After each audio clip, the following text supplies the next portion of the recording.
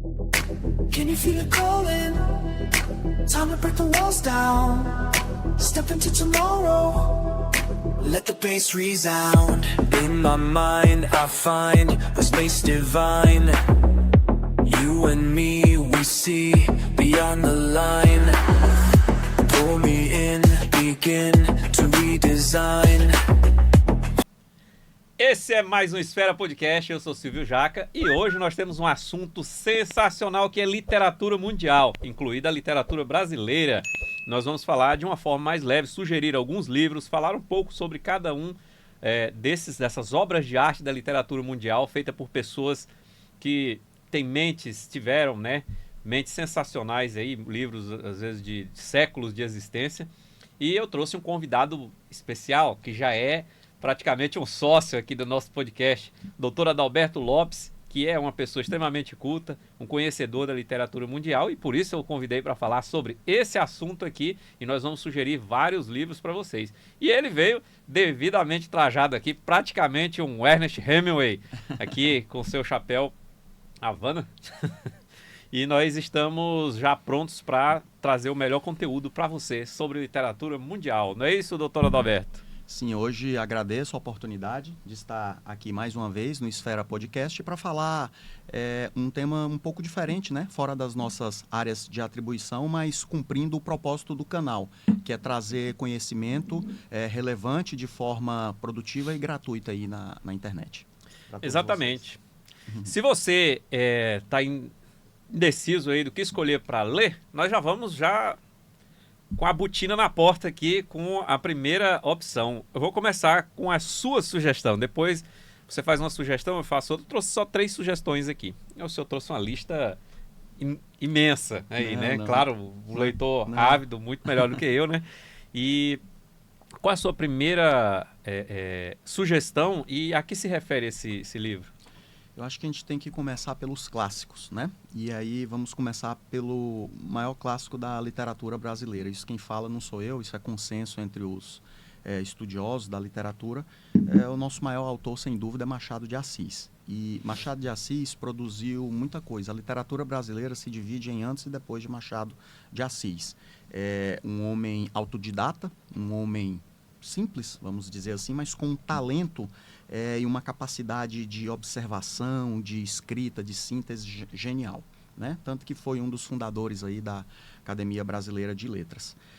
Machado de Assis escreveu 3 livros que os teóricos chamam de a trilogia machadiana: Memórias Póstumas de Brás Cubas, Quincas Borba e Dom Casmurro. Desses 3, eu separei aqui para a gente comentar alguma coisa sobre Memórias Póstumas de Brás Cubas. É um livro que já foi traduzido para vários outros idiomas. Recentemente eu estava dando uma olhada, uma pesquisada na internet, uma nova tradução que foi feita dele aí, acho que se eu não me engano para a língua inglesa, esgotou assim em questão de pouco tempo. Então é um dos livros mais conhecidos de Machado de Assis no exterior. E é a obra que inaugura o estilo literário chamado realismo. Ela é diferente sob todos os aspectos, né? Primeiro que o protagonista, a personagem lá principal, que é o Brás Cubas, ele não é propriamente um herói. Não é alguém assim para a gente se inspirar. O tom que o livro tem é um tom ácido, um tom irônico, e no final a gente vai até ler aqui alguma coisinha sobre o final do livro. Ele termina até com um tom até meio desesperançoso da vida. E é uma personagem muito questionável do ponto de vista ético. Desde pequena a gente vai observando que é uma pessoa bem questionável, né? Para não dizer outra coisa. E aí o livro já começa porque ele até brinca, né? Se é um defunto autor ou um autor defunto. Porque o livro ele não segue aquele fluxo de início, meio e fim. Eu li esse livro, meu Deus, acho que eu era adolescente. Isso. Deixa eu lembrar aqui, ele já começa mesmo como se fosse o cadáver falando da sua situação atual, né? A dedicatória, voltando... perfeito, você lembrou com maestria. A dedicatória, isso é um aspecto escatológico aí, a dedicatória, ele daquela forma pomposa, né, que Machado, quando quer, sabe adotar, ele dedica o livro ao verme que primeiro roeu as frias carnes do meu cadáver. Então ele começa assim. E aí ele disse, é um defunto autor, um autor defunto, e brinca com essa coisa, e aí começa dizendo da morte dele, e depois ele não segue uma linha, mas eu sei que a vida toda dele está registrada. Mas ele vai e vem, e isso também é uma coisa do realismo. E é bem realista mesmo, porque até o personagem não é nenhum herói, igual você Não. falou, nenhum ícone da sociedade, Não. ou alguém se inspirar. É uma pessoa comum. Comum, cheia de defeitos. E Machado de Assis, ele era do Rio de Janeiro, né? Uhum. Então, assim, a sociedade do Rio de Janeiro foi grande fonte de inspiração para o Machado de Assis, tanto a alta sociedade com suas mazelas e tudo mais, Aham. quanto também as classes mais baixas da época também, que eram inspiração para ele, né? Perfeito você ter abordado isso. Por quê? Tem um detalhe, né?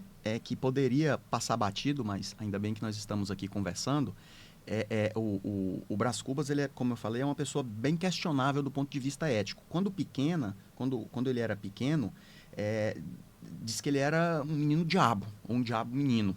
Era muito atentado, custoso, como a gente fala aqui, né? Um pivete capiroto. Isso, daquele mesmo, terrível. E aí disse que, assim, dava muito trabalho para as escravas. E aí ele tinha um moleque, né? Que provavelmente, esse era o termo que tá lá Que no o livro tá? coloca. A gente não coloca nenhum juízo de valor sobre isso. O moleque Prudêncio provavelmente era filho de algum escravo e era algum negro ali, né?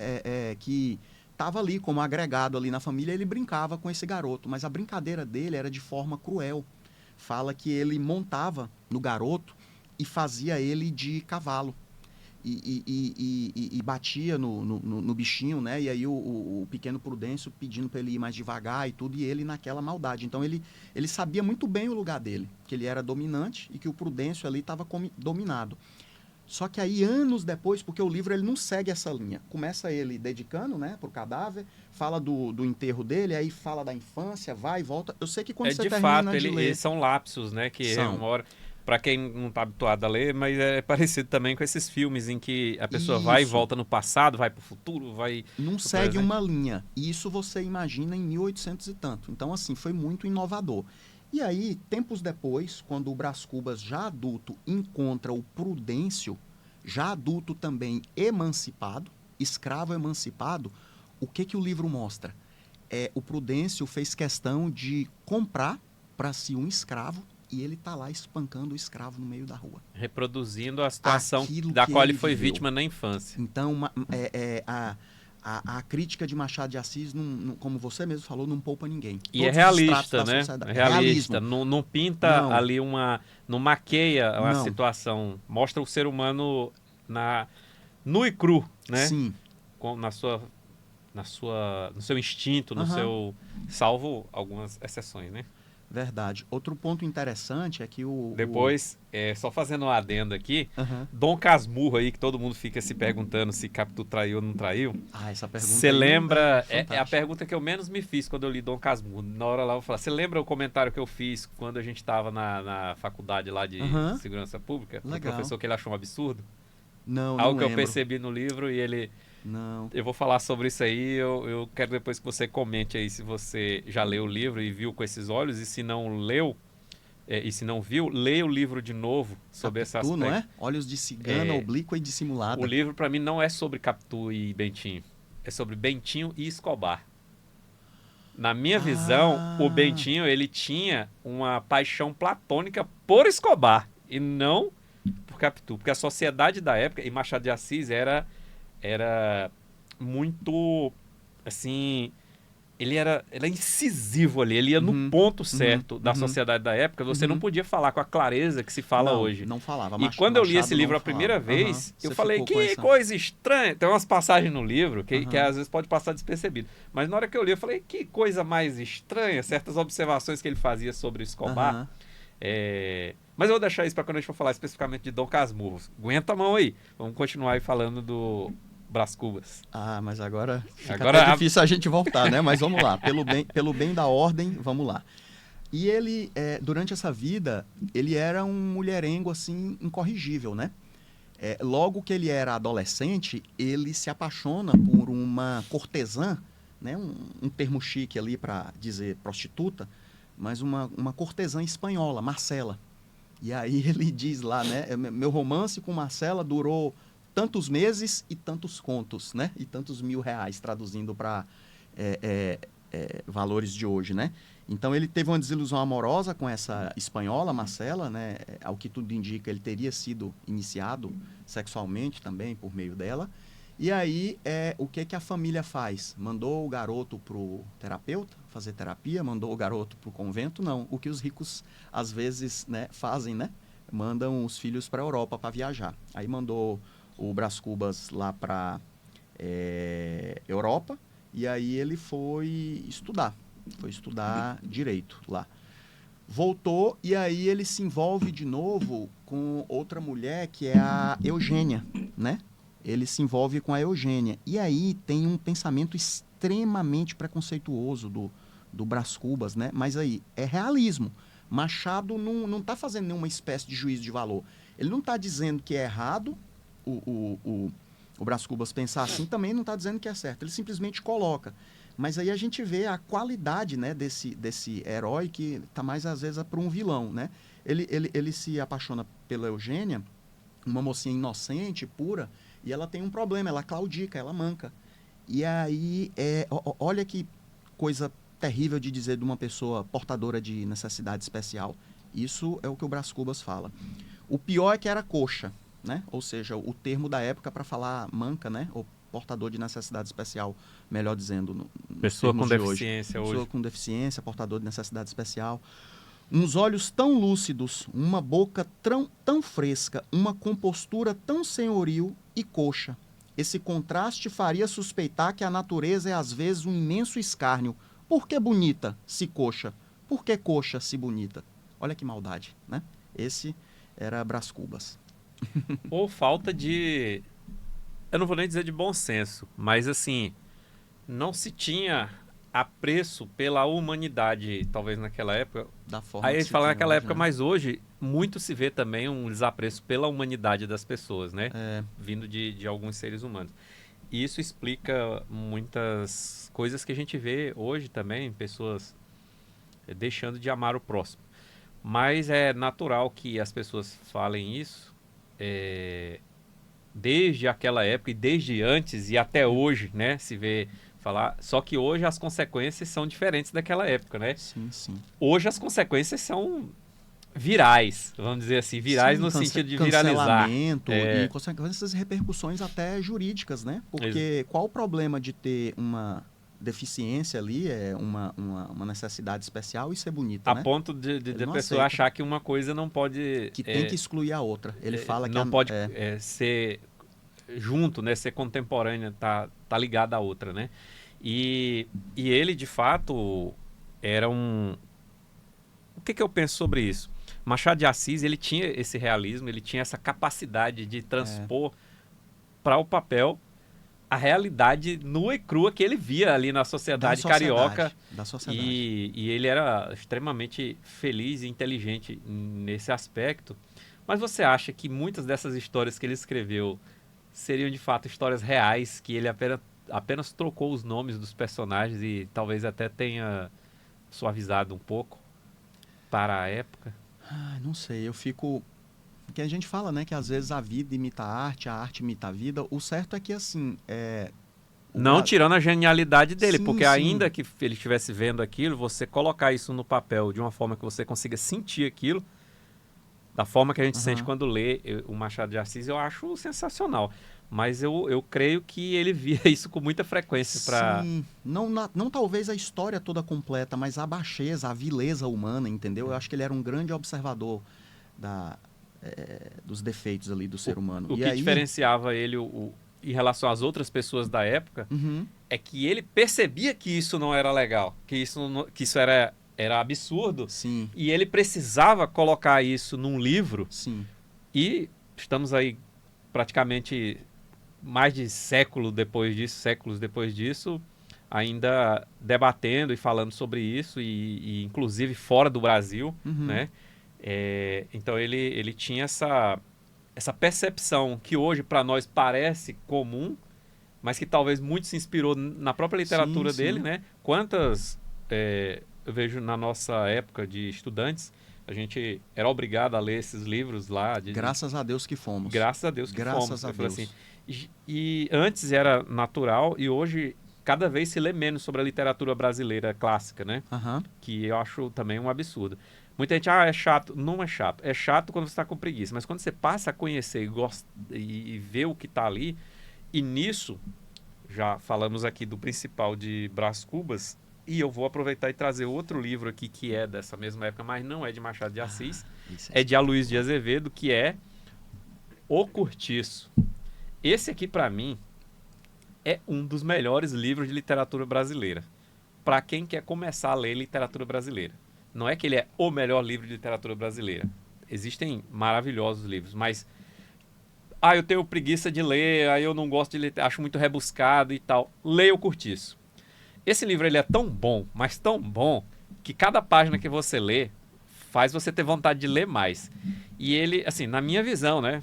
Isso aí você vai constatar quando você o lê. É um livro que você encontra aí muito barato, né? Porque já está de domínio público há muito tempo. E você pode baixar ele na internet também, quem gosta de ler. Eu gosto de ler assim, a páginazinha amarelada mesmo. Eu sei que ele é bem antigo, eu tenho ele há mais de 20 anos. E tá até conservadinho. Deixei ele lá. O Cortiço, ele fala sobre também a realidade nua e crua brasileira, mas escrita de um jeito mais simples. Simples que eu digo, assim, a leitura ela é mais rápida, mais dinâmica. Não tem tantas palavras rebuscadas quanto a gente vê em Machado de Assis, quanto a gente vê essa de Queiroz ou outros autores. E ele fala de uma história muito comum que a gente vê até hoje em dia. É um português que ele, vamos dizer assim, ele tem uns kitnets, né? O Cortiço seria hoje os kitnets. Eu anotei aqui. E ele roubava material de construção para fazer. Ele era um pilantra, na verdade. Pilantra, um picareta. É um picareta. Mas assim, Picareta. ele é os personagens principais desse livro, é esse português. E era Rita ou Teresa o nome da... Acho que Rita Baiana, não? Rita, era Rita o nome da mulher dele. Só que a mulher dele era uma escrava fugitiva. Só que já tinha escravos que tinham conseguido, né, a sua alforria. E aí ela ficou, naquela região ali, ela trabalhava vendendo o que seria hoje um espetinho, né? Que coisa maravilhosa E que aí, você está fazendo, contextualizando para a nossa realidade. Então ela vendia os espetinhos dela ali e o português tinha a vendinha dele ali, nas horas vagas de madrugada roubava o material de construção dos vizinhos para construir o cortiço dele, que seria hoje um monte de kitnets. E alugava essas kitnets. Então a história ela gira em torno desse português, dessa escrava fugitiva que aparentemente era uma escrava liberta, e também sobre a vida daqueles moradores do cortiço. E suas mazelas. Então, é bagaceira, é baixaria, é safadeza. Intriga entre vizinhos. Polícia descendo cacete no povo. E no final, eu não vou contar aqui esse spoiler, porque esse livro ele é bem pequeno, você lê ele muito rápido e você acaba, mesmo que você não tenha o hábito de ler, você acaba lendo esse livro muito rápido, porque você fica querendo saber o final de... São várias histórias. Todas histórias correlacionadas, conectadas, mas são várias pequenas histórias e você fica querendo saber o que uma tem relação com a outra e quer saber o final. E no final tem um plot twist, né? Tem um final trágico e é um final assim que eu digo que é muito bom no sentido de, caramba, te deixa perplexo. Não é bom no sentido de ser uma coisa boa, né? Entendi. Na verdade é um bom final para a questão da trama, trágico, da história. Mas para a trama eu achei sensacional. E mostra também essa questão da realidade, né? Da vida nua e crua. Isso. E como que as coisas acontecem de fato na vida real e não numa novela sempre com final feliz. Então recomendo firmemente O Cortiço. Para quem já é um leitor ávido e ainda não leu O Cortiço, fica essa dica. E para quem não tem o hábito de ler e quer começar, começa por esse aqui. Você vai gostar. Depois você vai me agradecer. E coloca aí nos comentários depois volta nesse vídeo. Coloca nos comentários o que você achou de O Cortiço, de Aloysio de Azevedo.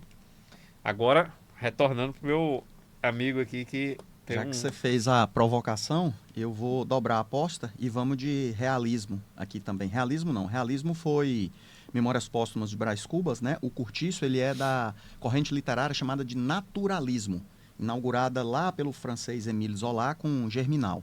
E aí, aqui no Brasil, o expoente máximo foi esse. Mas teve um outro Você leu livro... Germinal? Não. Eu também não. Tem um filme. Sim. Você falou, eu lembrei, tem um filme, acho que esse filme é da década de 80, 90, não sei. É esse francês que inaugura o naturalismo. Esqueci, dizem que é muito bom, eu não li. Foi até bom, vou procurar depois. Tem tanta coisa pra gente fazer antes de... A minha preguiça acabou. Quando eu era mais jovem, eu tinha uma preguiça tremenda. Eu não sei se é porque tem tantas atividades, aí o menos interessante é pegar um livro de literatura e ler, né? É. A gente tem outras coisas que a gente acha mais interessante. É agora que eu tô já assim, com os cabelos brancos, quero ficar mais quieto em casa, quero menos ação na minha vida, Uhum. a ação de eu ter que agir, de gastar minha energia. E aí eu tenho sentido mais vontade de ler. Inclusive livros que eu parei 20 anos atrás, que eu comecei e parei, me deu vontade de ler novamente. Não, e vale a pena fazer isso. Eu conversei uma vez com uma né? bibliotecária, ela chegou ao ponto dela doar os livros dela, e ela me entregou alguns de presente. Eu falei, mas e esse aqui? Ela, não. Todos esses aqui já passaram pelo crivo da minha terceira leitura. Então ela já leu o que ela tinha de ler pela primeira, que é a vez que você lê para, né, conhecer, você lê às vezes ali com pressa, a segunda e a terceira leitura, né? Então às vezes vale a pena sim a gente revisitar alguns clássicos. Você já leu muitos livros mais de uma vez? Alguns eu li mais de uma vez. Eu percebi, assim, eu não li todos os livros que eu li mais de uma vez. Alguns livros eu li mais de uma vez e é impressionante como passam coisas batidas da primeira vez que você, depois que está lendo pela segunda ou terceira vez, você fala, caramba, eu não tinha reparado nessa parte aqui que diz uma coisa que eu não tinha percebido, né? Sim, da primeira vez você está com pressa, querendo ver a história, querendo ver como aquilo termina, né? A novela aí do Curtiço. Numa segunda leitura você pode prestar um pouco mais de atenção na descrição dos personagens e tudo. Esse O Curtiço eu não li ele agora novamente, eu li creio que uns 18 anos atrás. 18, 19 anos atrás. Eu lembro bem quando eu o li. E eu lembro, a história é uma das histórias que eu lembro mais completamente, né? Por exemplo, Memórias Póstumas de Brás Cubas, eu lembro exatamente do começo do livro, mas não lembro do meio, do final, e eu não li mais de uma vez.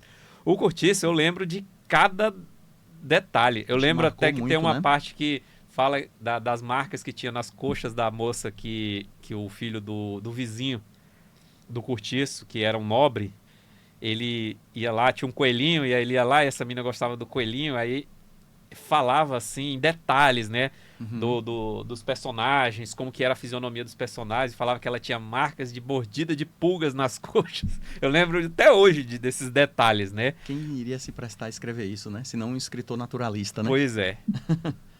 Marcas de pulgas. E também ele descrevia o cenário, né? Você consegue imaginar na sua mente o cenário, como que era o Curtiço, como que era cada casa. Assim, era em detalhes, ele coloca em detalhes, mas não é cansativo. Você vai lendo e você vai imaginando como que era aquele local, aquela pessoa, né? E aquela situação. Dobrando a aposta aqui sobre a provocação que você fez sobre o naturalismo, tem um outro clássico aqui da literatura nacional, não tão conhecido quanto o Curtiço, mas que é um bom representante dessa corrente literária chamada naturalismo, tá? Chama-se Bom Crioulo, é um livro de Adolfo Caminha. Esse Adolfo Caminha, ele é nordestino, ele foi oficial da Marinha, e o livro é uma grande crítica às instituições, né, às Forças Armadas, e o pano de fundo desse livro é um romance homoafetivo entre o Amaro, né, que é um homem negro, já de uns 20 e poucos, 30 anos, esse é o apelido que ele tinha lá na Marinha, Bom Crioulo, e Aleixo, que era um jovenzinho bem novinho, de uns 15 anos, um adolescente, que entra na Marinha para fazer as funções do que eles chamavam lá de grumete. Bom Crioulo trabalhava nas fazendas de café e vê na Marinha, e olha que era a Marinha antes de 1895. A Marinha de 1895, o livro foi escrito nessa época, antes da revolta da Chibata. Então é sobre um romance homoafetivo em 1895, entre uma pessoa negra e uma pessoa branca. E Olha a detalhe, um coragem, adolescente. Um adolescente. Então, Rapaz, vários isso pontos deve de ter vista. sido Vários um pontos de escândalo vista. para época, Falar né? das Forças Armadas, falar de um romance entre dois homens, falar de um romance entre dois homens militares e falar de um romance entre um homem mais velho e um adolescente. Vamos E de dizer assim, etnias e de etnias diferentes. diferentes. E de etnias diferentes. Rapaz, ele botou foi para Arrebentar. arrebentar. E recebeu a justa medida. O livro não teve boa aceitação na época. Esse livro ele foi escrito em 1895, foi publicado em 1895. Não tivemos ainda a revolta da Chibata, que foi Foi posterior. foi posterior, liderada lá pelo marinheiro Cândido, né, o chamado Almirante Negro. E aí a gente vai dar uma pesquisadinha ali no Dr. Google e vai ver o quanto que era absurda essa questão do castigo físico na Marinha. Já não tinha mais escravidão no Brasil, já não tinha, mas a Marinha tolerava castigos corporais de oficiais que necessariamente eram brancos, porque não se chegava ao oficialato sendo não branco, com uma tropa, né, o baixo clero ali da Marinha era 90%, quase todos de negros. E aí o que os oficiais faziam?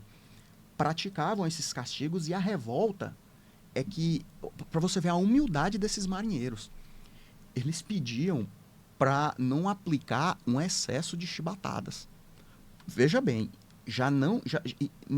1800, a revolta acho que foi em 1910. A abolição da escravidão foi em 1888, por aí, né? Se eu não me engano. Então já não tinha mais escravidão, eles aceitavam as chibatadas, só que os oficiais, eles excediam o número de chibatas, vergasta lá, de golpes. Então, assim... Era o absurdo do era absurdo. o absurdo do absurdo. E aí teve um marinheiro que capitaneou isso, deu um golpe lá nos navios, tudo. E, enfim, eu sei que esse cara pagou duramente, foi expulso da Marinha, e aí no final da vida lá foi que o Brizola pegou e deu uma aposentadoria para ele. Mas não estamos aqui falando de Antônio Cândido, estamos falando de Bom Crioulo.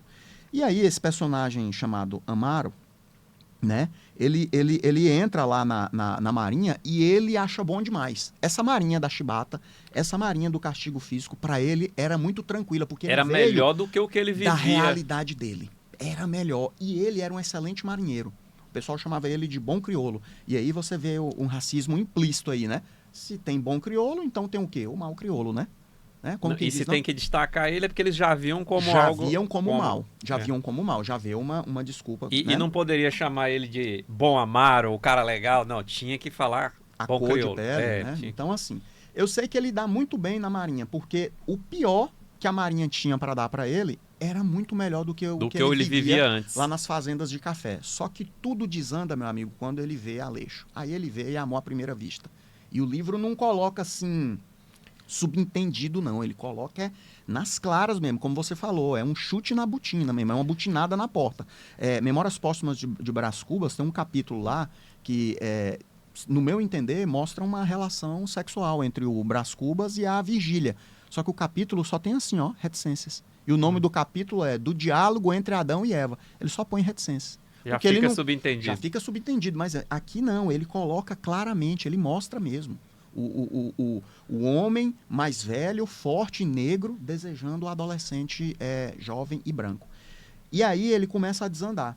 Eles arrumam uma kitnet, um cafofo, num subúrbio, e aí tem bem essa descrição.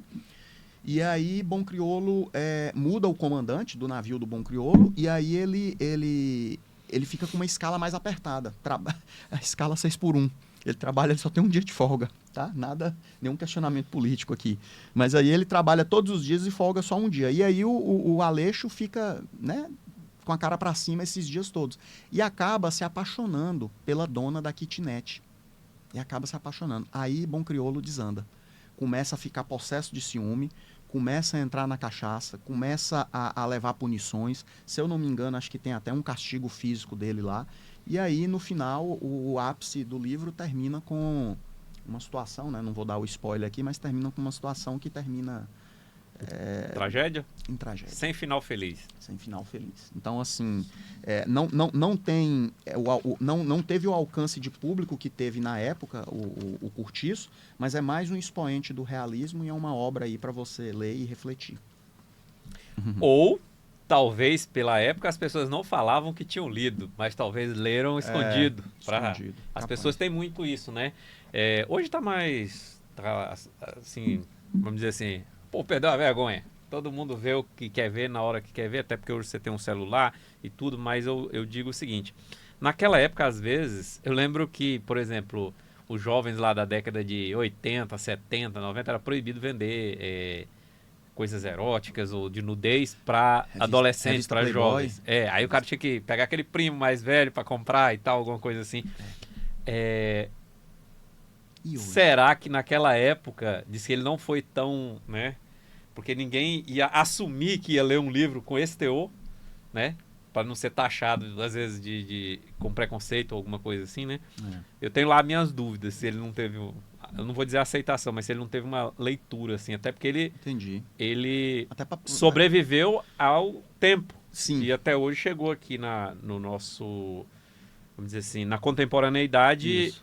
Particularmente eu não li esse livro, eu não conhecia a história não dele. é tão divulgado quanto o Cortiço. Talvez pelo teor dele, né? Pode gerar muito preconceito ou as pessoas ficam, né? Até hoje. Até hoje. Imagina em 1895, né? Tinha muitos tabus. E voltando para mim aqui agora, literatura mundial. A Rocha. Esse outro livrinho aqui, isso aqui é outra pancada. E esse livro, O Retrato de Dorian Gray. O Retrato de Dorian Gray é de Oscar Wilde. Oscar Wilde é um autor dentre os mais inteligentes que eu já, assim, tive contato, né, o conhecimento. Ele é da Irlanda, né? Ele é irlandês, salvo engano. Dublin é na Irlanda, né? Que só fala que ele é de Dublin, acho que é da Irlanda. E ele era filho de um médico, né? E de uma escritora que era tradutora. E ele era um cara brilhante. E ele fez faculdade em Oxford. E ele nasceu em 1854. Então, é quase que contemporâneo dessa época aí, do livro que você falou, né? Ele nasceu em 1854. Uma sociedade cheia de tabus, cheia de preconceitos. E ele era homossexual. Olha aí o link. Sem combinar, né? Sem combinar. Olha E aí, só que ele não escondia isso naquela época. Só que ele também, além de ser extremamente inteligente, ele fazia críticas sociais muito fortes e de uma forma genial, através da literatura e eu creio que ele publicava em jornais também, salvo engano. Faz tempo que eu peguei esse livro hoje lá porque foi um dos primeiros livros de literatura mundial que eu me lembrei, porque esse livro ele é sensacional. Esse livro aqui você vai ler e eu tenho certeza que você vai gostar muito dele. Ela gira em torno do jovem Dorian Gray, que ele tem um pintor que... eu esqueci o nome do pintor, deixa eu ver aqui... O nome do pintor...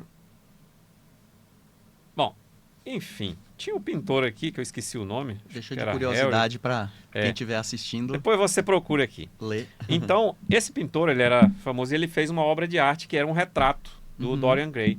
E Dorian Gray desejou que ele não envelhecesse, tudo que ele fazia, os atos dele, não respingavam nele, respingavam na pintura. E ela ficava... Ele não conseguia mais olhar para a pintura, porque cada dia, cada mês, cada ano que passava, o retrato ficava mais horrível e asqueroso. Ele não conseguia encarar o retrato. E ele estava sempre jovem, estava sempre bem, mas o retrato, tudo que ele fazia, e ele não poupava esforços em fazer bobagem, ia para o quadro. Então, assim, tudo de ruim ia para o quadro. Envelhecimento, consequência. Então O quadro pagava a conta. O quadro pagava a conta e o quadro ia, vamos dizer assim, ficando cada dia mais horrível. E ele continuava jovem e belo na visão dos contemporâneos dele aqui e do escritor. Mas do que fala esse livro? Você vai ler ele, você vai perceber que ele fala do narcisismo das pessoas, da falta de responsabilidade com os próprios atos e das consequências que isso traz no futuro, quando a pessoa envelhece, quando a conta chega uma hora. Resumindo, Isso esse livro atual fala demais. sobre como a conta chega. E esse retrato de Dorian Gray, se a gente for pegar hoje o que a gente vê e fala sobre coisas instagramáveis, né? Sobre o que as pessoas sociedade. Projetam Uhum. uma imagem na internet que não tem nada a ver com a realidade, mas elas criam esse personagem. Tá tudo aqui escrito lá em 1800 e bolinha, e você vai ver que a sociedade, na verdade, hoje é a mesma coisa de 100 anos atrás, de 200 anos atrás, de 500 anos atrás, de 1000 anos atrás. O que muda é apenas a forma como a gente vive contemporaneamente com as tecnologias que a gente vai. E agora com inteligência artificial, com robôs, que logo logo estarão nas casas das pessoas aí, só vai mudar que tem robôs. São os novos escravos. As pessoas vai ter gente que vai ter preconceito com isso. Tem gente que vai usar isso de forma não muito ortodoxa, né? Para proveito próprio e fazer escárnio. Então, recomendo firmemente esse livro aqui. Eu não vou falar mais sobre ele, porque qualquer coisa que eu falar além disso é um spoiler e eu não quero tirar o prazer de quem vai ler esse livro, porque ele é fenomenal. Oscar Wilde, eu acho que não tem um livro dele que seja ruim, né? Mas o mais conhecido é esse aqui. E eu recomendo, e é um livro que vai fazer você pensar muito sobre o que acontece hoje em dia e sobre como as pessoas estão doentes e elas não abrem mão da vaidade, do narcisismo e da projeção de uma imagem que não é real para os outros, mesmo custando consequências para o seu futuro, para a sua saúde física e mental. Esse comentário foi excepcional porque você não ficou restrito ali à questão da história do livro, mas você fez um paralelo e trouxe em que esse livro pode servir nos dias de hoje. Esse aí deu vontade de ler. Todos os outros... Se quiser, já empresto. Esse deu vontade de ler. Esse aqui caiu aqui. Se você quiser, já está aqui emprestado. Maravilha. Só devolvo depois. Excelente. Quero ler ele novamente. Tem uns anos que eu li. Nem sabia que eu tinha esse livro em casa. Eu fui hoje dar uma olhada lá e falei, não, eu tenho que levar ele para sugerir, que esse livro é sensacional. Espetacular. Acho que tem tudo a ver com o mundo de hoje. E agora? Agora é com você. É um bate... Voltou a... É um bate-bola? É um bate-volta? É um ping-pong aqui. Ping-pong. Então vamos de clássico da literatura mundial, né? O senhor falou um, eu tenho que falar outro também. De autor mundial, o da minha maior preferência é Dostoiévski. Fyodor Mikhailovich Dostoiévski, um russo que viveu há muito tempo atrás e que traz nas suas obras muito daquilo que ele viveu. Eu trouxe 2 livros aqui dele, não sei se a gente vai ter tempo de falar o de outro. Esse aqui é sobre os problemas que ele tinha com o jogo. E Dostoiévski se via apertado financeiramente volta e meia. Esse livro aqui ele escreveu em tempo recorde, em mais ou menos um mês para poder pagar uma conta. E fez um contrato de risco. Ele estava falando da vida dele mesmo, né? E ele fez um contrato de risco lá com o editor. Se ele conseguisse entregar, ia ganhar um dinheiro. Um bônus. Ia saldar as suas dívidas. Senão, ia perder todos os direitos. Eu sei que ele conseguiu, mas aí ele pegou e contratou uma estenógrafa para poder digitar esse livro. Eu vou ter que inverter, porque eu já estou falando do outro aqui. Ele estava com a esposa, ele teve mais de um casamento, ele estava com a esposa à beira da morte. Ele é contemporâneo de qual época? Falou em digitar, mas na verdade ele ia datilografar ou escrever? Já tinha máquina? Já tinha máquina. Ele contratou a esposa dele, ele estava muito enrolado. Vamos mudar aqui, tá, pessoal? Vamos falar de um jogador. Ele estava muito enrolado financeiramente e aí fez um contrato de risco. Eu não lembro se foram 25 ou 45 dias. Que ele combinou de entregar a obra, mas foi um período curto, assim, de um mês, e fez um contrato cabuloso. Vou pesquisar aqui qual que é a data. Isso. Se ele desse conta de entregar, ele ia receber o dinheiro. Se não, ele ia perder todos os direitos. E aí ele contratou uma datilógrafa. A esposa dele acabou morrendo nesse meio tempo, e aí ele acabou se casando com a datilógrafa, que foi a última esposa dele. Foi? A Anna Grigorievna, que era uma mulher bem tranquila e bem calma. E aí ajudou ele a publicar muitas de suas obras, que ele era muito desorganizado. 1867. Isso. Os livros que a gente falou aqui, quase todos são do mesmo século, né? Tudo dessa época aí, tudo do século XIX. E aí, meu amigo, mostrar pro pessoal de casa aqui, ó, eu fiz algumas marcações. olha o prazer de se comprar o livro em um sebo. Sebo, para quem não sabe, é o local onde vende livros usados. Eu acho que esse livro é mais velho que você, né? Um pouco mais, ó. Só que eu comprei ele, já vai fazer, tem 19 anos. E ele foi publicado em 1967.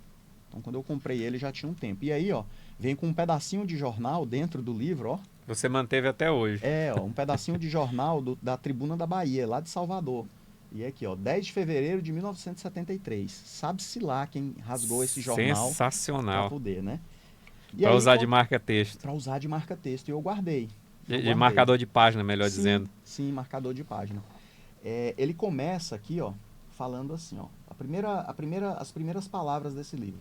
Finalmente regressei após 2 semanas de ausência. Havia 3 dias já que a nossa gente estava em Roletemburgo. Ele inventa essa cidade fictícia. Que tem a ver com o jogo. Com jogo. O jogo de roleta. Um jogo de roleta. O cidadão que criou o jogo de roleta parece que era francês. E aí ele foi desgraçando a vida das pessoas em vários países. Logo na França, aquilo se tornou proibido. E isso ele cita no livro? Não, isso tem no prefácio do livro. Ah, tá. Né? Mas explicando como que é essa coisa e fazendo um paralelo para te imitar, fiquei com inveja agora, essa questão de jogo, né? De tigrinho hoje, e tudo. Tigrinho aí, né? As bets. As bets. Tá na mão de todo mundo. A pessoa que criou o jogo lá na Europa, logo, na França, logo ele se tornou proibido.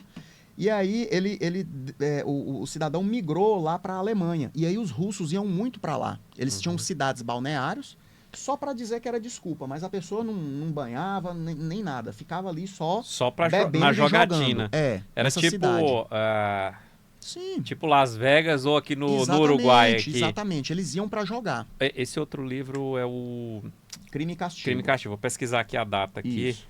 Data dele também. Pode continuar, eu só vou pesquisando a data. E aí eles iam para jogar. Esse livro ele é um dos mais autobiográficos de Dostoiévski. Por quê? Mostra o perrengue financeiro que o personagem principal passava, e Dostoiévski escreveu num perrengue financeiro, e mostra a questão de um amor não correspondido por uma jovem, que aqui se chamava Polina. Tá? E isso é verdade mesmo.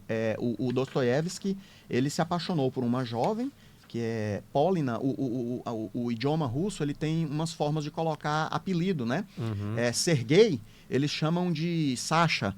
Polina é o diminutivo, a redução de Apolinária. Apolinária Suslovna era o nome dessa jovem. Polina é mais bonito. Nada contra as Apolinárias, mas eu só achei o nome mais bonito. E aí ele se apaixonou por ela. Crime e Castigo é de 1866, ele já é posterior ao jogador. Posterior. E aí é uma moça de gênio forte e de interesse financeiro muito grande. Ele já estava menos arrochado nessa época aí, né? Mas ele morreu lascado, coitado. Ele morreu lascado. Tem uma descrição aqui muito grande, que é muito interessante, que ele faz do jeito de Polina. Foi Polina, sempre Polina. Não fosse ela, talvez nem houvesse traquinagens. Quem sabe? Talvez eu faça tudo isso por desespero, por mais estúpido que seja semelhante raciocínio. E eu não compreendo o que ela tem de bom. Aliás, é bonita. Parece bonita, sim. Outros também perderam por ela o juízo. É alta e esbelta, apenas muito magra. Tenho a impressão de que se pode dar-lhe um nó ou dobrá-la em 2. Tadinha. A sua pegada é fina e comprida, de causar tortura. É isso, torturante. Os cabelos são de um matiz ruivo. Tem verdadeiros olhos de gato. Mas com que orgulho e altivez sabe olhar com eles. Faz uns 4 meses, quando de minha entrada para o serviço do general, uma vez, à noitinha, ela ficou na sala, conversando longa e ardorosamente com Desgrex. E olhava para ele com tal expressão que depois, chegando ao meu quarto para dormir, imaginei que Polina lhe dera uma bofetada. Acabara de dá-la e estava diante dele, olhando. Pois bem, foi a partir dessa noite que a amei. Ou seja, a primeira vez que ele bateu o olho em Polina e se apaixonou. E assim, é uma moça mais nova, é uma moça de princípios éticos bastante questionáveis, porque mostra uma paixão dela muito grande pelo dinheiro, e ela é muito ambivalente, ela vai e volta. E é a cara do amor que Dostoiévski tudo a teve. ver com um cara que é viciado em jogo. Sim, sim. Porque, inclusive, eu quero fazer um comentário social sobre isso aí. Eu vi, a gente até vê a questão do... Foi no Brás Cubas, né, que ele fala que o romance durou tantos dias, tantos meses e tantos tantos contos mil de contos réis. de réis. Então é muito... É. Os autores colocam, às vezes, muito do seu sentimento, né, Aham. ali, e a gente vê se repetindo, tanto no Brasil quanto na Rússia, de Aham. 1800 e alguma coisa, Aham. e a gente vê se repetindo no Brasil, nos Estados Unidos, na Rússia, em qualquer outro lugar de 2025 Uhum. também. Essa questão do... que não é... não me interprete mal. Não é que a mulher é interessada em dinheiro e o homem... Não. Pessoas com a vida bagunçada Uhum. atraem pessoas com energia e a vida bagunçada. Veja bem, uma pessoa que está no seu juízo perfeito, que está normal, que está bem, que está feliz, ela não fica indo em baladinha, em rave e tal. Ela pode até Em estar, cassino mas jogar não pra em poder cassino fazer jogar fortuna. para fazer fortuna, ou É. seja, arriscar tudo Sim. para ter tudo, quando na verdade 99,99% perde tudo. Então, a pessoa que vai pra bebedeira, vai pra bagaceira e tudo, via de regra, claro, exceções, eu não tô falando aqui das exceções, tô falando da regra, ela vai encontrar pessoas também com problemas, com carência afetiva, com problemas financeiros, Eu falo isso para os meus pacientes no problemas de consultório. valores morais. Você está procurando a coisa certa no lugar errado. Eu não sou terapeuta, eu sou médico, e o meu papel nas consultas é ver os sinais e sintomas para ver se o paciente tem alguma doença e prescrever medicamentos, se assim for necessário. Mas a gente lida com o sofrimento das pessoas todo dia, o dia todo. E de vez em quando eu tenho essa frase, esse bordão para falar para o paciente. Às vezes está procurando a coisa certa, mas em um local errado. Onde que você vai achar uma companhia, uma pessoa para você estruturar a sua vida, para Ter você paz. ter paz, para você ter seus filhos em locais como esse que você citou? Que não tem paz, que não tem princípios, que não É. tem valores. Então quem tá lá tá para extravasar. Então você vai encontrar pessoas, você vai lá para extravasar e vai encontrar pessoas que estão lá para extravasar. Da mesma forma. E aí, ou seja, se já tá indo para extravasar, ela tem problemas para descarregar. A pressão tá alta, tem muita pressão, tem problemas ali. As pessoas têm que buscar paz em lugares que têm paz. E pessoas que vão buscar paz em lugares que têm paz, geralmente, elas estão em paz. Mais ou menos isso, uma frequência, né? Ontem a gente teve uma entrevista aqui que falou sobre frequência, física quântica aplicada ao comportamento, Excelente. inclusive a processo eleitoral. Depois você vai lá e assiste, viu? O consultor eleitoral João Aguiar falando sobre isso aí. E isso tem tudo a ver, a energia que as pessoas emanam, né? Sim. E pra você ver, 200 anos atrás, não só um livro, mas quase toda a literatura falando dessas mazelas do ser humano, tendo em vista o comportamento, a frequência, e isso entra as relações morais, relações financeiras, relações amorosas das pessoas, né? Tudo nessas frequências que às vezes não estão tão alinhadas, né? E foi bom você ter lido esse trecho aí, que para pessoa que nunca leu essa literatura, sentir como que é a fluidez, né, da leitura. Eu até devia ter lido um pedaço de Dorian Gray aqui também para vocês verem como é que é, mas vou deixar para outra oportunidade. Não, mas você provocou a gente bem provocado. Ficou com vontade de ler. Tá, então o jogador fala sobre um rapaz viciado em jogos que tem uma apaixonite aí por uma garota que gosta mais de dinheiro do que dele. E que isso, obviamente, vai levar a várias tramas aí que são dolorosas para o nosso herói da aventura aí, né? Verdade. E o outro é Crime e Castigo? Esse pra mim... Esse é o mais famoso dele, né? É o mais famoso e tem muita gente que diz que talvez é um dos grandes clássicos da literatura mundial.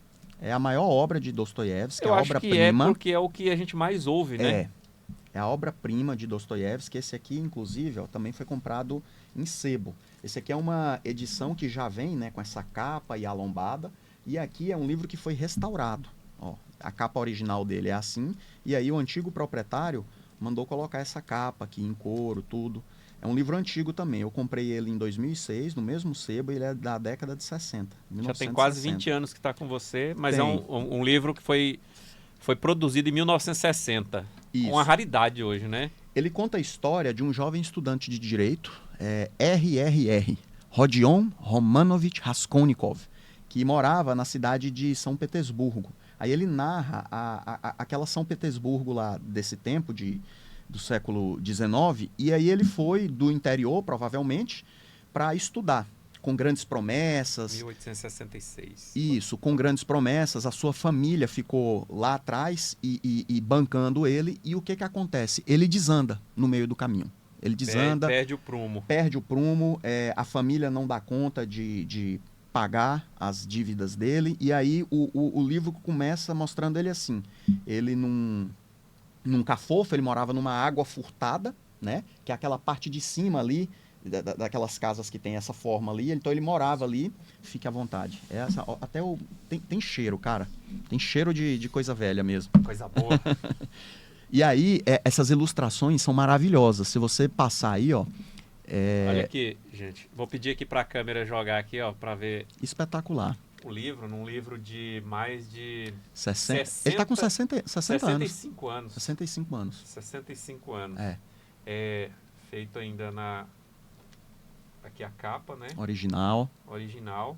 Foi feita o antigo dono, antes dele Uhum. comprar, mandou fazer essa capa dura aqui, né? Pra proteger. E tava lá vendendo num sebo baratinho. Largado lá. Eu comprei, eu era estudante. Vai virar uma relíquia pros filhos e netos, né? Esse eu não desfiz, não. Esses dias desfiz de bastante de muitos livros de domínio público, né? Mas aí os que são muito importantes eu deixei. E aí, Quando for desfazer de alguns desses aí, me avisa. Olha as ilustrações, ó. Isso aqui feito à mão pelo artista chamado Santa Rosa. Olha o Raskolnikov aí, ó. Acabado. Olha aí, Silvio. Acabado. Esse aqui é o personagem principal. personagem principal, o Raskolnikov, né? É. Aqui a gravura de... Pensando, preocupado, sem dinheiro. Sensacional. E aí o que ele acontece? É um quebrado, é um lascado, tá sem dinheiro. E aí ele desenvolve primeiro na mente dele uma desculpa para ser moralmente relevante o fato dele cometer um assassinato para poder ele consertar a vida dele. Ele primeiro cria toda essa teoria. Ele cria uma narrativa Na mente cabeça dele, primeiro, para justificar ele poder fazer o ato. um homicídio. Ele vai matar, segundo ele fala que é um ser que não tem importância alguma. Ele usa palavras até para diminuir, fala que é um verme, alguma coisa, que é a velha que empresta dinheiro para ele. Ele fala, eu vou matar ela, aí ele pega o sobretudo dele, costura um negocinho para ele colocar o machado, e ele vai lá e parte a cabeça da velha com uma machadada. Então ele de fato faz. consuma o ato homicídio com machado. com machado, e aí aparece uma outra pessoa que não tava. Aí ele tem que matar também. Aí eu sei que na hora ele não consegue ter acesso ao que ele queria, parece que ele só pega a cigarreira de prata. E aí qual que era o propósito? Ele fala, eu vou matar uma para eu me formar e para eu ajudar milhões, porque eu sou alguém notável, eu sou alguém acima da média. Aí tem gente que faz um link disso com aquela teoria do Nietzsche lá, do super-homem e tudo, porque ele fala, eu sou alguém acima da média, eu estou destinado a fazer grandes feitos. Eu vou fazer alguma coisa que um estudante de direito comum não vai fazer. E aí... Que era cometer um crime, porque, de fato, se a gente ele parar tira a vida dessa mulher. se a gente parar para pensar, né, o livro, obviamente, ele quer trazer isso à baila, né? Uhum. Ele se achava tão notável, é onde Ele se a achava, dissonância ele se cognitiva, achava. que é o que a gente vê muito na nossa sociedade hoje. É. Dissonância cognitiva. Uhum. A pessoa acredita firmemente numa coisa que não tem a menor plausibilidade. Sim. Por exemplo, ele se achava tão notável que ele justificaria ele tirar a vida de alguém para salvar muitos, para Milhões, ajudar ele falava milhões. de que iam estar. Mas e aí? Mas ele era tão notável que ele não podia fazer isso de uma forma como todo mundo fazia. Por que não ia trabalhar? É. Por que não ia Ou fazer convencia alguém. trabalhos na faculdade? Ele largou a faculdade, acho que ele estava com o curso trancado, né? Então, assim, era alguém que tinha a imagem de si mesmo profundamente distorcida. Profundamente. Ele não era tão notável assim. Era notavelmente um psicopata. Ele era alguém complicado. Ele pega o dinheiro e ele usa para um fim diverso lá. Você vai ver, ele usa de forma de caridade. Mas aí, a grande sacada do livro é, né, o nome do livro, Crime e Castigo. A culpa. A culpa, Que faz ele... o livro todo ele está marcado por essa culpa. Né? Acho que é Provérbios que fala que o homem carregado de culpa, ninguém detenha ele, porque essa culpa vai levar ele até O abismo. o abismo até a sepultura. Eu sei que ele tenta Ou até disfarçar. o arrependimento e o perdão. Ele tem, exatamente. Mas aí, eu não li o livro. Mas é isso eu mesmo. não li o livro. É isso mesmo. Mas aí o que acontece?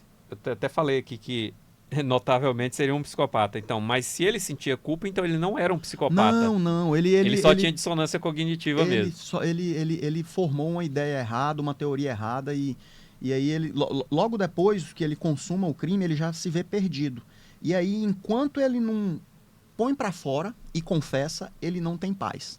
Ele encontra uma moça, né, chamada Sofia, ou Sofia na pronúncia russa, e aí se vê junto lá com ela. Ela é de uma família muito pobre, e aí tem que se prostituir para poder sustentar os irmãozinhos.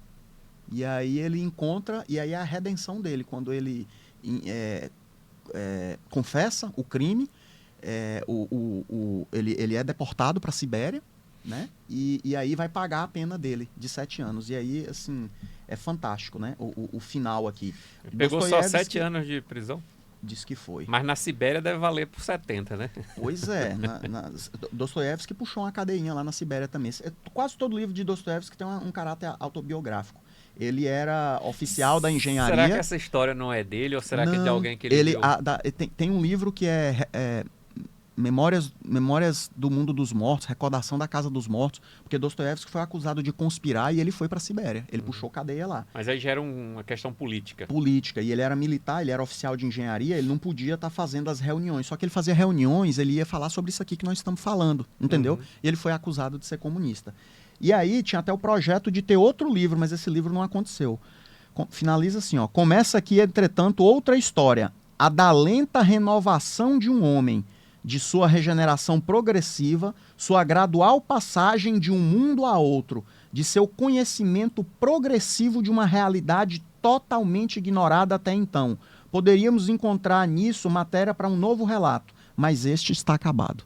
Ou seja, de alguém que verdadeiramente cometeu um crime, ele vai enfrentar o castigo, mas é a redenção de uma pessoa. E aí ele faz um link aqui com aquele trecho lá do Evangelho de João, quando Jesus faz o maior de seus milagres, né, que é ressuscitar Lázaro. Então é alguém que realmente encontrou a redenção. É assim, fantástico. Para mim é um grande clássico. Outra coisa, além da história em si e de você conhecer princípios da cultura local, da região e da época também, o que eu gosto mais desse tipo de literatura já de séculos atrás, de décadas, séculos atrás, é o seguinte: a novidade da língua, da palavra. Você conhece palavras novas, você revisita palavras que você não costuma utilizar, ainda mais hoje em dia, no mundo de digitação, de VC, de PQ. É impossível você ler Dostoiévski e não se deparar com um samovar. O que é um samovar? Samovar é um aparelho de chá, porque o chá para o russo dessa época, não sei mais hoje, mas o chá para o russo dessa época era um ritual. Aí tinha um aparelho. E tem uma história interessante. Quando eu estive nos Estados Unidos, a gente foi numa dessas franquias de fast food, comer e engordar e ficar gordo, e a garçonete era muito esguia, muito magra, muito bonita, muito esguia. E eu perguntei para ela de onde que era ela, de qual país que ela vinha, né? Ela falou que vinha da Rússia. E a gente estava conversando em inglês, eu no meu inglês sofrível e ela no inglês um pouco melhor, porque já tinha muito tempo que estava lá, e eu não lembrei na hora o nome do livro. Crime e Castigo, em inglês, seria algo como Crime and Punishment, e eu não lembrei dessa expressão, mas eu me lembrei do título transliterado, e eu querendo falar Dostoiévski, aquele livro, aí lembrei da transliteração, que é Prestuplénia e Nakazane. Aí ela, sim, aí conversamos sobre o livro. Ela conhecia e foi uma conversa legal. Isso me conectou àquela jovem naquela época. As mulheres russas, pelo que a gente vê, eu tenho um primo que casou com uma russa, ele morava na Europa, acho que ele ainda mora na Europa, e elas têm uma particularidade cultural que você não vê em mulheres de outros países, né? Elas são... Essa aqui ela lembrou na hora. Firmes, conservadoras e... Prestuplénia, Nakazane, assim, aí falou lá, mas que ela é lembrou na famoso hora. no país dela, né? Lembrou na hora. Sensacional.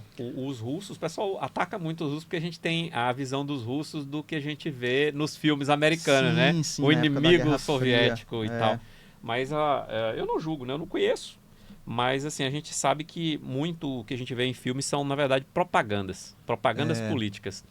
E talvez os americanos sejam vistos pelos russos da mesma forma que os russos são vistos pelos americanos. E a gente acaba bebendo muito da cultura americana e às vezes gera preconceitos, né? Sim, vê tudo com os óculos deles, né? Claro, eu tô falando aqui de cultura e pessoas. Eu não tô falando aqui de escolhas políticas dos seus líderes, né? Porque a gente vê que tem guerras e tal. E a maioria das guerras, se não todas elas, para mim, elas são injustificáveis do ponto de vista moral, ético e espiritual. Porque nada justifica. Eu não vejo quem decide a guerra ir lá na guerra lutar, né? Como se fazia na Idade Média, e nem sempre na Idade Média se fazia isso, né? Mas vez ou outra um rei era, vamos dizer assim, Numa campanha, né? Às vezes perdia alguns membros. E hoje a gente não vê isso. Eles ficam nos seus escritórios, nos seus bunkers, decidindo quantos jovens vão morrer por dia. Isso é um absurdo, né? Mas enfim, então toda guerra para mim é justificada. Eu tô falando isso porque às vezes a gente fala uma coisa aqui e as pessoas vão entender outra, né? Tô falando da questão cultural, da questão das pessoas. E a maioria da população não tem poder de decisão sobre o que os seus líderes estão fazendo depois que eles estão lá, né? Eles apenas sofrem as consequências. Muito cuidado com quem que a gente coloca. Muito cuidado. A gente acaba simplesmente pagando as consequências dos atos lunáticos de alguns líderes, né? Mas enfim, vamos voltar aqui para a literatura. Agora, voltando aqui à jogada, agora eu vou falar de um livro de utilidade. Maravilha. Aí já é uma literatura de utilidade, não é mais um clássico da literatura mundial. Porque esse livro eu estou lendo ainda, eu não cheguei na metade dele ainda, mas eu o escolhi porque eu vi uma referência pela internet. Um filósofo dos maiores que eu já ouvi pela internet, obviamente não o conheci pessoalmente, mas vi alguns vídeos, e ele falou desse livro aqui. Vou pedir para colocar a câmera nesse livro. O Poder Vocal. O Poder Vocal, ele é um livro de Arthur Samuel Joseph. Ele é um especialista não só em linguagem, mas ele trabalha a sua voz, né? Ele seria um fonoaudiólogo, né? A primeira parte do livro fala de como ele desenvolveu esse método de aprimoramento vocal, para que você melhore a sua dicção, você melhore o seu tom de voz, inclusive. E ele teve muitos alunos famosos, desde políticos, atores de Hollywood e entre outras pessoas magnatas, né? Um dos alunos dele foi nada mais nada menos que Arnold Schwarzenegger. Gente. Quando começou no cinema. Você pode ver Arnold Schwarzenegger nos primeiros filmes e nos outros filmes, antes de Exterminador do Futuro, e Exterminador do Futuro 2 foi quando explodiu mesmo, você vê a forma como ele fala é totalmente diferente. E as técnicas que ele aprendeu estão nesse livro aqui. Então eu comprei esse livro, a princípio, eu já comprei esse livro tem um bom tempo, mas eu comprei e deixei lá. E há alguns meses eu comecei a ler, mas aí, vez ou outra, eu paro, eu comecei a parte técnica agora. Então tem exercícios técnicos para melhorar o seu poder vocal. Mas o que me chamou a atenção para que eu comprasse o livro foi o comentário que esse filósofo fez. Um filósofo que leu, assim, literalmente, milhares de livros. Então, assim, foi uma pessoa que passou mais de 50 anos lendo livros. E ele chegou ao ponto de citar esse livro porque ele falou o seguinte, que nesse livro ele aprendeu, eu ainda quero chegar nessa parte, ainda não cheguei, que nós temos uma voz real, que é a nossa essência, a nossa voz real, que não é a voz que a gente utiliza no dia a dia. Por quê? Porque o nosso cotidiano faz com que a gente use máscaras sociais e às vezes até da voz. Quando você vai conversar com a gatinha que você está querendo conquistar, você muda sua voz para parecer mais interessante, isso, mais verdade. macho. Quando você vai numa entrevista de emprego, você tenta se posturar de uma forma diferente e a entonação de voz. Quando você vai brigar no trânsito, quando você vai pedir aumento pro chefe. vai pedir aumento pro chefe. Então, assim, essa não é a sua voz real. E ele disse que essa sua voz real, você só vai atingir com esses exercícios e quando você vai se despir de todas esses, não diria preconceitos, mas de todas essas máscaras sociais. E você só consegue falar isso quando você vai falar com Deus. Por meio da oração. Não só da oração, mas você ora, ainda assim, sem a sua voz real. Mas quando você conhece a sua voz de verdade, você só vai saber que é a sua voz de verdade naquele momento em que você realmente se humilha. Não é que você precisa se humilhar para chegar nela, né? Tem os exercícios e tal, mas assim, isso esse filósofo falou. E eu achei isso interessante. Tem pessoas, eu não vou citar o nome do filósofo aqui, porque tem pessoas que o odeiam, tem pessoas que o criticam, mas assim, Sim. eu ouvi isso e vi ele falar, eu falei, caramba, alguém que leu tanto e que tem opiniões polêmicas muitas vezes e tal, deve fazer algum sentido. Vou comprar esse livro e vou ver. E eu tô gostando do livro, do ponto de vista técnico, de utilizar isso. Agora, com esse podcast, que tudo, né? quando eu comprei esse livro, nem imaginava que eu ia ter um podcast. Comprou e deixou guardado. Comprei e deixei guardado. Aí a oportunidade E de aí usar... eu comecei a ler, e aí, eu comecei a ler, comecei a fazer o podcast. Tem poucas semanas que a gente está fazendo esse podcast aqui, né? E eu falei, caramba, isso vai me ajudar de alguma forma. Essa voz, eu me incomodo às vezes com a minha voz. A minha voz, ao mesmo tempo que ela é grave, ela também é nasalada. Isso sempre me incomodou. E pelo que eu vejo, que tô lendo e pelo que foi falado, que me levou a comprar o livro, eu vou chegar na minha voz real. E ele fala essa questão do sentido da voz real, de você falar com Deus e tal, é no sentido de que diante de Deus não adianta você fingir. Ele sabe quem é você. No profundo e no... Ele conhece a sua voz real. Ele E chama a gente pelo nome. ele só vai te ouvir com a sua voz real. Quando você está fingindo, quando você está mentindo, quando você está maquiando a sua essência, ele não vai te ouvir. Por isso então, que fala, geralmente... né? Que é o coração quebrantado, isso, humilhado. e geralmente ele te ouve quando você está quebrantado, humilhado, porque é aí que você para de fingir. Quando você está no fundo do poço. Só que aqui, segundo foi orientado por uma das pessoas que leu, falou assim, você vai conseguir chegar lá sem precisar chegar no fundo do poço. Entendi. Com exercícios, com autoconhecimento. Então, eu fiquei maravilhado em saber se isso era mesmo verdade. Estou lendo, a princípio, não cheguei ainda nas partes mais técnicas, só em alguns pequenos exercícios. Ainda estou antes um pouco da leitura metade. é fluida ou é muito... É fluida. A primeira parte é bem fluida, porque ele conta a trajetória de vida dele, que é muito interessante, né? Ele era um cara lascado e hoje ele é o cara que dá palestras, um cara que ficou muito rico, entregando essa técnica vocal e resultados para celebridades, para políticos de renome, presidentes dos Estados Unidos. Então ele é muito requisitado, né? E olha só, tem até na própria capa aqui no prefácio, ó, aprendi muito sobre a minha própria voz, sobre como causar maior impacto com menor esforço. Tim Robbins, autor do best-seller Desperte o Seu Gigante Interior, que é um dos aprendizes aí, dos alunos do Arthur Samuel Joseph. Arnold Schwarzenegger, por exemplo, eu vou só citar alguns dos alunos dele, só para você... para você ter uma ideia, né? Aqui, deixa eu ver se eu acho. Aqui. Acho que eu não vou perder muito tempo com isso, não. Mas assim, só para você ter uma ideia, né? Arnold Schwarzenegger, ele não deixa muito a que as pessoas não o conheçam, né? Ele é um cara que já chega chegando. E até hoje foi governador nos Estados Unidos.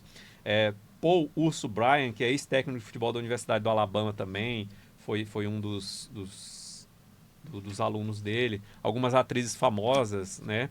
E outros artistas e políticos americanos. Então tá aqui, ó. Poder Vocal de Arthur Samuel Joseph. Recomendo Excelente. muito.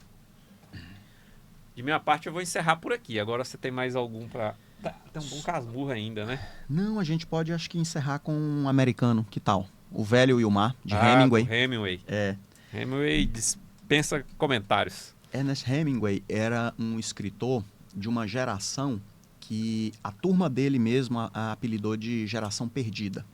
Era um pessoal que bebia uma cachaça danada, bebiam demais, quase todos etilistas pesados. Fumava. E essa turma aí era o Hemingway, o Scott Fitzgerald, que era autor de O Grande Gatsby, e tinha a Gertrude Stein também, que era uma mulher. Ela que deu esse apelido.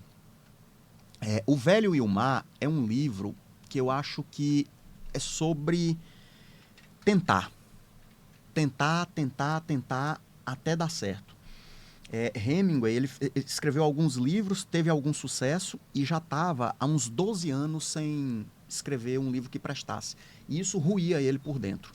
Era um cara assim, bruto, quase que estoico. Ele escrevia em pé, de ressaca e digitando assim, ó, na máquina de escrever. Eu tive a alegria de ir a Cuba a passeio, nenhum tipo de vinculação política quanto a isso, e tive a alegria de conhecer a casa que Hemingway morava. Existe um filme, tem 2 filmes sobre Hemingway. Tem Papa Hemingway, que mostra os últimos anos da vida dele, e tem o filme Hemingway e Martha, que é sobre um caso de amor que ele teve com uma jornalista chamada Martha Gellhorn. Nesse filme tem uma cena dele escrevendo em pé, lá nessa máquina de escrever, e eu tô falando aqui, tô lembrando da casa que eu visitei lá em Cuba. Fizemos esse passeio, eu e minha esposa, a gente foi lá. E aí, esse livro fala sobre tentar. Hemingway estava já no final da vida dele, já muito acabado pela bebida, pela depressão. Os biógrafos dele falam em depressão, mas eu, como profissional de saúde mental, eu penso que ele tinha depressão bipolar. Ele acabou se matando, o pai dele se matou. Ele tinha picos de mania e depressão. A gente não via na história dos biógrafos esses episódios, o relato da mania. Porque a mania, às vezes, é difícil de descrever. Mas talvez tinha a um bebida relato fosse da para depressão, a bebida talvez fosse para aplacar, e ele era muito mulherengo. Talvez essa energia Compulsão, sexual, né? Pulsão, ali, essa melhor coisa. dizendo. Então, assim, essa depressão longa, essa depressão que é marcada por suicídio, essa depressão que tem um componente familiar grande, é danado para ser transtorno bipolar. Ele pôs fim à vida dando um tiro de fuzil ou de espingarda na cabeça. Nossa. O pai dele se matou também. Segura essa informação só para mim pedir para você curtir, compartilhar. Você que ficou até agora, tá gostando? Comenta aí, coloca sua opinião nos comentários. Quer fazer alguma pergunta? Porque nós vamos falar sobre literatura aqui pelo menos uma vez por semana. E quero saber se você tem uma sugestão de algum livro que quer que a gente aborde aqui, que a gente comente. Outra questão já se inscreveu no nosso canal Esfera Podcast? Se inscreva no Esfera Podcast, siga, melhor dizendo, o Esfera Podcast no Instagram para você receber as notificações dos nossos próximos episódios. E aqui, Esfera Podcast sempre com muita informação sobre empreendedorismo, sobre carreira e, por que não, literatura, para que você fique um pouco mais informado, culto e tenha assunto para tratar com pessoas que vão ter alguma relevância na sua vida, né? Pessoas que têm um pouco mais de cultura, ou até para você se destacar naquela mesa de bar com um assunto diferente, para fugir um pouco de política, futebol e carros e música. Mas aqui nós vamos falar sobre literatura. E vamos voltar agora sobre a vida e morte de Hemingway e o livro... O Velho e o Mar. Então é um livro muito parecido com ele. Ele estava, na época, num dilema, porque já tinha um tempo que ele não escrevia, e o livro é sobre o pescador Santiago. Um pescador que era uma referência, né, na região lá dele. O livro se passa em algum país ali do Caribe. Isso foi baseado nas experiências que Hemingway tinha das idas que ele fazia para Cuba. Ele tinha uma casa na Flórida e um belo dia, numa bebedeira interminável, de lá da Flórida ele foi de barco para Cuba. E acabou ficando lá e gostou demais. E ficava por lá e comprou casa. E Cuba era uma espécie de refúgio para Hemingway. E aí ele escreveu esse livro, O Velho e o Mar. Conta a história do pescador Santiago, que era uma referência no local lá que ele morava, só que esse pescador estava como que amaldiçoado. Ele estava com mala suerte, como os nativos lá diziam. Ele estava há 84 dias sem pescar. E aí todo mundo já apontando para ele, olha, o velho Santiago não pesca há 84 dias. Então, ele não ia pescar ou ele não pegava nada quando ia pescar? Excelente pergunta. Se você não me fala, eu ia transmitir a informação errada para os nossos ouvintes aqui, as pessoas que estão assistindo. Ele não conseguia pegar nada. Ele tentava há 84 dias. E isso já estava dando burburinho na comunidade de pescadores. O fuxico já estava O rolando na alta. fuxico, e eles eram meio que supersticiosos e já diziam, olha, Não o chega perto Santiago dele, não, já né? tá com mala suerte. Só quem acreditava nele era o pequeno Manolim, que era um jovem que meio que foi iniciado ali pelo velho. O velho ensinou o jovem a pescar e dizia, não, seu Santiago, não, tá tudo bem, vai dar certo, vai dar certo. Ele, sim, vai dar certo. No dia número 85, ele joga e pesca um peixe enorme. A tradução que eu li fala espadarte. E aí eu fui procurar o que era espadarte, eu não tenho a mínima noção de peixe de mar. Era aqueles marlin, ou marlin, né? Aqueles peixes Peixe-espada. peixe-espada. Era um daquele, um enorme. de um Violento e agressivo. Exato, e ele num barquinho pequeno. Ele estava sozinho, o velho, num barquinho pequeno, como se fosse uma canoa, e aí pegou um de uns 7 metros e de 700 quilos. Um peixe 7 enorme, enorme. Pra Ele dá quem uns não 4 ou conhece, 5 metros. Para quem não conhece, pesquisa no YouTube. Isso. Pescaria do marlim azul ou do espadarte Isso. ou do peixe-espada. Vocês vão ver a violência que é esse peixe e o tamanho dele. Hemingway pescava esse peixe. Ele tinha um barco, o barco tinha uma cadeira, como essa aqui. O pescador ficava amarrado e aqui na barriga do pescador tinha um suporte para poder colocar a vara. Há uma vara grossa com uma linha própria. Então era uma pesca muito desafiante. Até mas hoje muito- é uma pesca extremamente perigosa, porque ele é um Isso. peixe muito agressivo e ele pula muito alto. Mas prazerosa para quem gosta É isso. disso e sabe, né? E aí o Santiago pega esse peixe. E ele, nossa, e tudo. Aí passa boas páginas do livro o velho lutando. Então, assim, olha aí a atualidade desse livro na minha e na sua vida, né? A gente que já está aí de meio-dia para tarde. Né? Nossa, cadê? Quando é que vai dar certo na minha vida? Quando é que eu vou fazer meu gol de placa? Quando é? Não, tô tentando. 81, 82, 83, 84. No dia número 85 você faz o seu gol de placa. E aí? Beleza, pescou o peixe. Aí o velho, nossa, eu vou levar esse peixe lá para a comunidade. Só que o peixe é brabo. Começa a levar o velho para alto mar. E aí aquela mãozona grossa, calejada dele, a linha corta. E o velho segurando.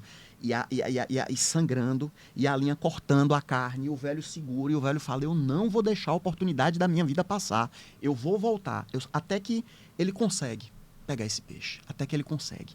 E aí você pensa, nossa, que maravilha, só que o velho já estava muito longe. Ele traz o peixe já tinha cansado, amarra o peixe No barco. no lado do barco. E aí, Ao lado, não ao dentro. lado, porque não Não cabe. cabia. É tipo uma canoa, um 700 barquinho. quilos. Amarra ali do lado. Quando ele tá voltando, já sem força para remar, ele vê uma nadadeira, uma barbatana. Os tubarões começam a aparecer. E começa a comer a carne do peixe. E ele querendo levar o peixe para mostrar que ele ainda era o bom e velho Santiago de sempre. Que o feito da vida dele ele tinha feito agora. E aí começa a comer a carne. E ele dá uma marretada lá nos tubarões. Quando ele mata um tubarão, e aí os tubarões começam a se morder. E aí ele descreve essa natureza carnívora dos tubarões. Aí o tubarão morde um ao outro. Aí sai sangue de um tubarão. Aí já vem mais o certo. Roem toda a carne do peixe. O velho chega cansado, só com o espinhaço do peixe. Mas ele tinha uma prova. Ele tinha uma prova. E quem está lá para receber ele? O pequeno Manolim, que vem, pega ele e põe o velhinho para deitar. Então esse filme, ele é sobre a minha e a sua vida. Né? É sobre a vida da gente que está tentando. É sobre a vida da gente que não desiste. É uma alegoria sobre a vida do homem, né? Do homem que está ali lutando. Como eu falo, homem, ser humano. Lutando. E aí, talvez na 85ª vez tentativa... vai dar certo. É que vai dar certo. E quando dá certo... Ainda você leva um tropeço. Ainda você, às vezes... Mas você tem ali a prova. O seu sentimento de que deu certo. Embora não te trouxe aquele resultado que você queria. Hemingway com esse livro. Mas também tem a questão da obsessão. Você sente que o livro fala sobre essa questão da obsessão, assim, já a obsessão então é exagerado, Fica, né? Quando chega no dia que ele pesca o peixe, no dia 85, tudo bem. Mas até lá você pensa, não, por que esse velho não desiste, larga de mão, né? Você mesmo quer que ele desista. A gente quer. Mas ele não desiste. Não, e só quem acreditava nele, talvez era ele mesmo, né? Mas não sei se o Manolim acreditava. Talvez... Então, não fica claro se o Manolim realmente acreditava ou se ele estava só sendo gentil. Mas pense bem, Manolin mesmo, né? Manolin. Eu não li esse livro também. Já vi filmes, já vi outras coisas sobre esse livro, mas eu nunca li. Ele é um livro extenso ou ele é Minúsculo. pequeno? Minúsculo. Eu acho que ele não dá mais de 100 páginas. Leia aí, você que tá com preguiça, leia, porque ele é... Inclusive, eu acho que eu vou... Tu tem ele? Em mídia, não. Em impresso, não. Eu acho que eu vou comprar esse livro porque eu li ele pegando, acho que fiquei emprestado interessado. da biblioteca do César Mar. E aí, só para fazer um paralelo, foi o livro que, logo em seguida, depois de editado, Hemingway ganhou o prêmio Pulitzer de literatura e logo em seguida ganhou o Nobel de literatura. Então, Pelo Velho e o Mar. Pelo Velho e o Mar. O e é o Velho livro e mais o Mar, conhecido dele, de fato, né? tem outros, mas Eu falo assim, mais popular. é mais popular porque é de Mesmo quem menor. não leu, já ouviu falar de O E Velho aí, e o Mar. diz a lenda que ele mandou pro editor e falou, tá aí, ó.